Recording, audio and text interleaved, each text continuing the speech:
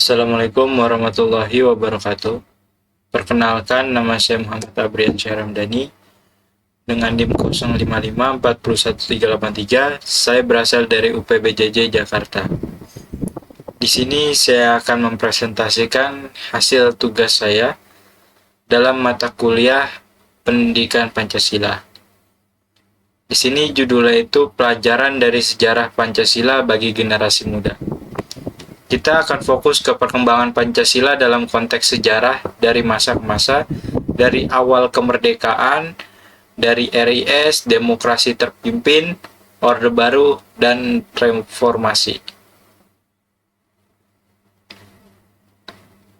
Di dalam pendahuluan ini, Pancasila merupakan dasar negara dan ideologi bangsa. Pancasila adalah lima sila dasar yang menjadi fondasi negara Republik Indonesia sejak awal kemerdekaan. Perjalanan Pancasila tidak selalu mulus. Pancasila diuji dan diinterpretasikan dalam berbagai sistem pemerintahan dari awal kemerdekaan pada tahun 1945 sampai 1944. Lalu dalam Republik Indonesia Serikat atau RIS pada tahun 1949 sampai 1950. Kemudian di demokrasi parlementer pada tahun 1950 sampai 1959. Lalu di demokrasi terpimpin 1959 sampai 1966, Orde Baru 1966 sampai 1998, dan era reformasi dari 1998 sampai sekarang.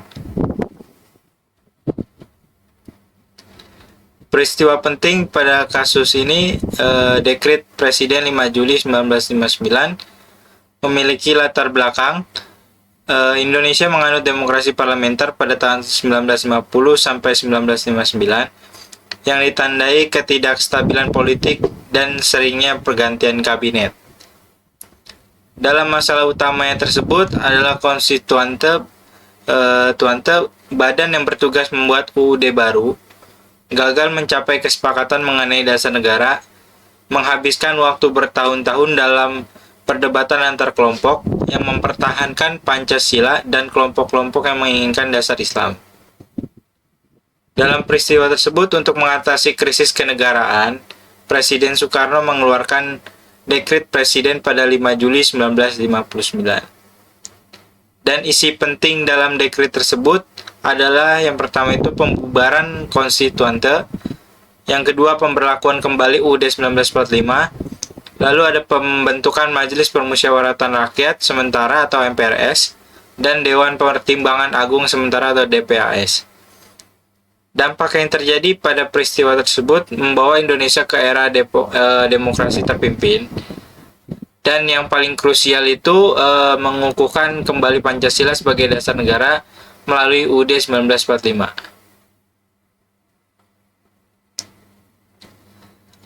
Nilai Pancasila yang tercermin penyelamatan nilai persatuan dan kedaulatan rakyat. Pada sila ketiga, persatuan Indonesia, konstituante terancam perpecahan karena perbedaan pandangan mendasar tentang dasar negara. Yang kedua itu, dekret merupakan langkah darurat untuk menghentikan perpecahan dan menjaga keutuhan bangsa dan negara kembali ke konsensus awal pendiri bangsa atau UUD 1945 dan Pancasila.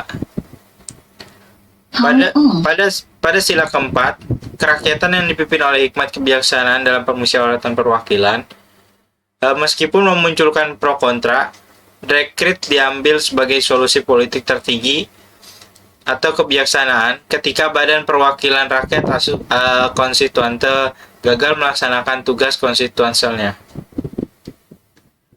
Hal ini mencerminkan kebutuhan akan kepemimpinan tegas untuk menyelamatkan kepentingan umum dan dasar negara, yang merupakan pengejawatahan dari kedaulatan rakyat itu sendiri.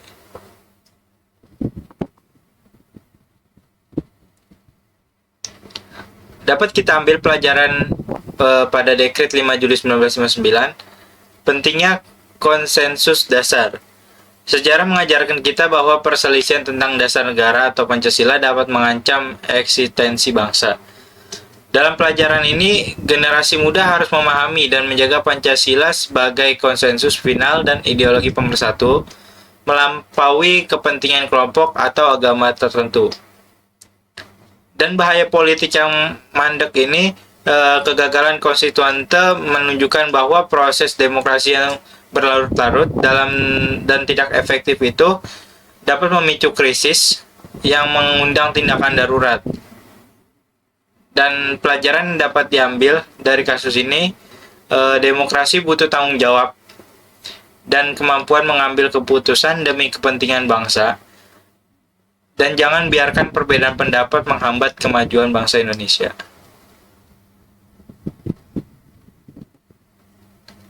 Di sini dapat kita lihat refleksi pribadi untuk generasi muda, relevansi nilai Pancasila hari ini. Dari nilai Pancasila Persatuan Indonesia ini, relevansi bagi generasi muda itu menolak polarisasi dan ekstremisme di media sosial, mengedepan toleransi gotong royong, ditandai keberagaman suku, agama, dan budaya. Lalu bersikap kritis, beraktif dalam politik, pemilu, demo, diskusi publik. Nah, kedaulatan nilai Pancasila itu kedaulatan rakyat, musyawarah atau sila keempat. Relevansi bagi generasi mudanya itu menghargai proses bentuk mufakat dalam organisasi atau komunikasi, bukan hanya mementingkan kehendak mayoritas atau minoritas. Lalu ada ketuhanan kemanusiaan pada sila 1 dan sila kedua, mengedepankan integritas moral dan empati. Ini teknologi hoax.